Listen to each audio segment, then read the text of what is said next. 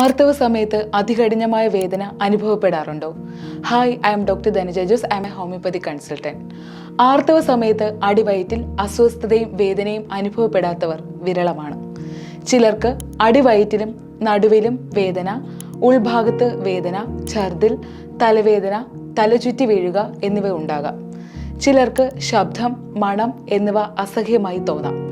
ശരീരത്തിലെ മറ്റ് പേശികളെ പോലെ തന്നെ സങ്കോചിപ്പിക്കാനും വികസിപ്പിക്കുവാനും ഗർഭപാത്രത്തിനും കഴിവുണ്ട്.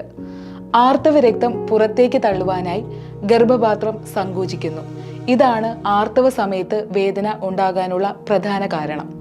ഗർഭപാത്രത്തിന്റെ ഉള്ളിലെ ആവരണവും രക്തവും പുറത്തേക്ക് തള്ളുമ്പോൾ ഉണ്ടാകുന്ന രാസപ്രവർത്തനങ്ങളും വേദനയ്ക്ക് കാരണമാകാം. ആദ്യ വർഷങ്ങളിൽ വേദന ഇല്ലാത്തവരിൽ പിന്നീട് തീവ്രവേദന അനുഭവപ്പെട്ടാൽ അത് ഗൗരവമായി തന്നെ എടുക്കണം.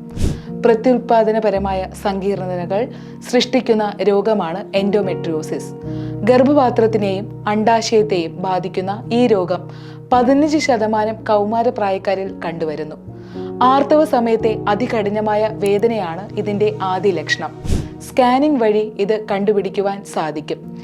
ഗർഭാശയത്തിലും അണ്ഡാശയങ്ങളിലും അണ്ഡവാഹിനി കുഴലുകളിലും അണുബാധ മൂലം ഉണ്ടാകുന്ന പെൽവിക് ഇൻഫെക്ഷൻ വേദനയ്ക്ക് കാരണമാകുന്നു.